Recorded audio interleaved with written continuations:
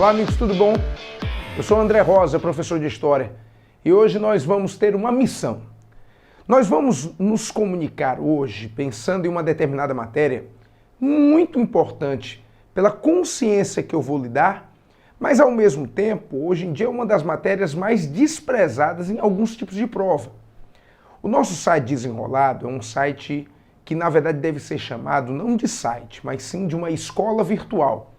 A partir do momento que você está nos assistindo, você está tendo diversos interesses em provas, em conhecimento e, acima de tudo, em alguns tipos de concursos que existem, onde o maior do Brasil é o Enem. Não é isso? Pois então, quando você for selecionar o seu interesse, você vai ver que esta matéria aqui pode estar ou não estar divulgada para ser estudada por você. Se estiver, ótimo, você está assistindo a aula certa. Se não tiver, continue assistindo. Sabe por quê? A história é uma novelinha. A ciência histórica é, no final das contas, uma novelinha. Você tem que juntar os capítulos, juntar as ideias, para finalmente entender aquela parte que você sente interesse de entender. Não é assim? Jamais você pode entender, quem sabe, a morte de um estadista ou o começo de uma guerra sem entender processos muito antecedentes. Ah, André Rosa, isso parece ser uma coisa antiga, não uma coisa moderna. Olha, eu estou assistindo você aqui pelo meu aparelho de telefone celular, pelo meu smartphone, ou então pelo meu tablet. Isso é que é moderno. Falar disso aí é antigo demais, e sem falar essa sua abordagem. Cuidado com isso. Como nós estamos entendendo a história toda ela em evolução, então, obviamente, você está tendo uma compreensão melhor da parte que vai ter-lhe interesse. Vá por mim. Entenda bem, se acomode bem. Entenda bem como é que vão ser as coisas. Eu vou lhe processar toda a história, você vai entender toda a história, você vai ficar craque nisso. Tá? Tudo bem? Tranquilo? Então vamos lá. Acomodados. Eu vou aqui apresentar a você essa parte de história antiga ou idade antiga. O que seria isso? Seria um momento em que nós vamos ter um entendimento com você sobre a evolução do homem e a evolução daquilo que a gente pode chamar já de formação de estados e impérios. As acomodações que os homens vão começar a ter em algumas regiões e as suas evoluções. E aí vamos a alguns questionamentos. Por que antiga? Porque é feito um processo de divisão da história muito tradicional, onde se agrupa as seguintes etapas: pré-história, história antiga, história média, história moderna e história contemporânea. Então, nós estamos aqui avaliando essa parte onde esse homem finalmente aprendeu a posicionar-se, a adquirir determinados territórios e a principalmente escrever. A partir do momento que surge a escrita, surge uma documentação, surgirá uma história, onde essa história vai nos dar uma expressão maior, mais palpável. É aquilo que a gente pode chamar até mesmo de história material. Tanto pelos monumentos, pelas coisas que eles fabricam, como também pelos documentos que eles vão desenvolver. Ficou fácil, né? Material. É aquela mesma situação também de compreender a história imaterial, que não é tão palpável assim. Tá certo? Então vamos lá. A história que eu vou lhes falar é a Idade Antiga. E na Idade Antiga eu tenho que lembrar que eu tenho o surgimento da política, o surgimento de uma classe social, o surgimento de uma questão econômica.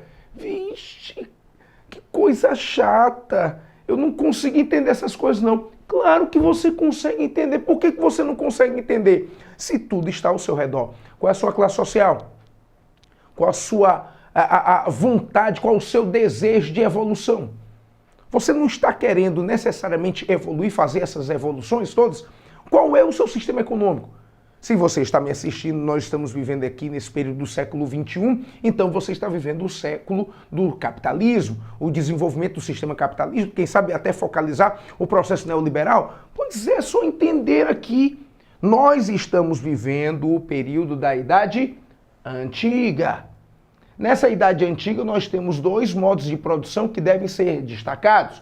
O modo de produção asiático e o modo de produção escravista. certo? Como é esse modo de produção asiático? O modo de produção asiático, aparentemente, é um modo de produção que existe só nesse continente.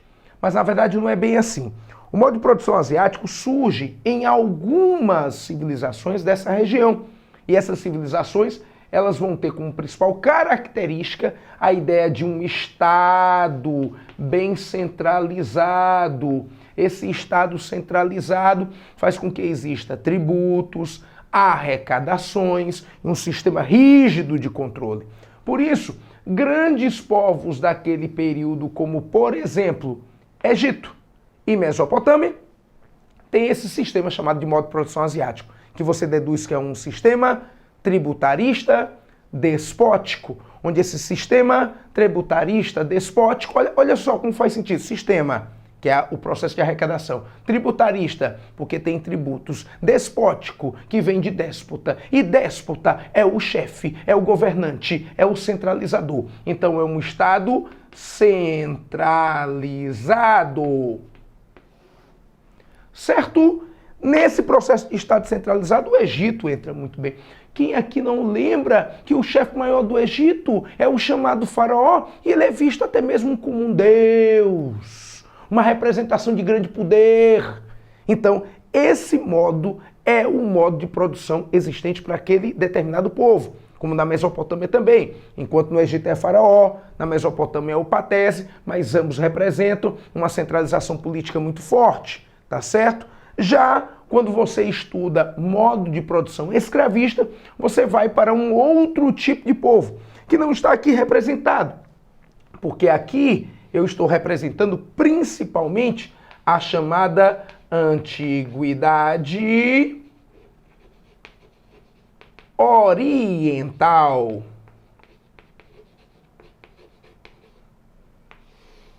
E nessa Antiguidade Oriental, eu vou ter a presença, principalmente de representantes desse modo de produção asiático, enquanto esse modo de produção escravista vai representar muito mais aquilo que é chamado de Antiguidade Clássica, que aí vai entrar Grécia e Roma, que você vai estar acompanhando aqui nas nossas aulas, nesse nosso papo tão legal, para a gente explicar, tanto com curiosidades como com acertos para algumas das suas questões, esses determinados povos. Então, vamos lá. Eu entendi que agora eu vou evoluir na história, eu entendi que eu estou falando de Idade Antiga, eu entendi que na Idade Antiga eu tenho dois modos de produção, o modo de produção asiático, que é com o centralismo do Estado, e o modo de produção escravista, que vai ser ligado mais à Antiguidade Clássica.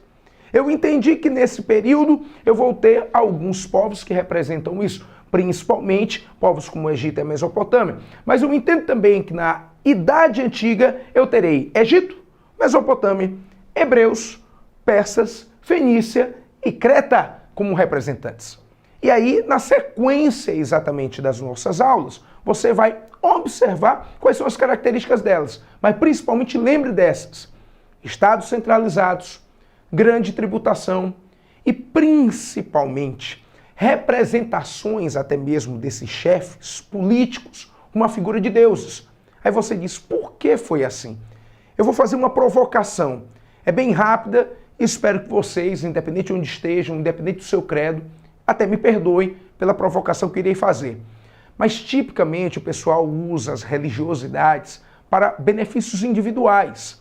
Então, às vezes, dizer que aquele chefe político é Deus é uma forma de enganar o povo e principalmente submetê-los. Então, Deus, ele não era. Mas como não existia ainda grandes ciências, grandes representações para desvendar certos mistérios, tudo era Deus, o culpado e também o grande beneficiador das coisas. E agora, aquele chefe político era filho de Deus. É por isso que nesses modos de produção com centralismos políticos, nós vemos principalmente governos teocráticos, quer dizer, governos baseados na figura de chefes representando deuses, principalmente para enganar o povo. Por isso, o que é que nós estamos fazendo aqui? Revelando esses mistérios para você não ser mais enganado. Por isso, continue no desenrolado, porque aqui é o melhor lugar do saber. A gente se encontra num próximo momento para falarmos de Idade Antiga e aí pontuarmos os nossos representantes. Até a próxima e obrigado pela atenção. Tudo de bom!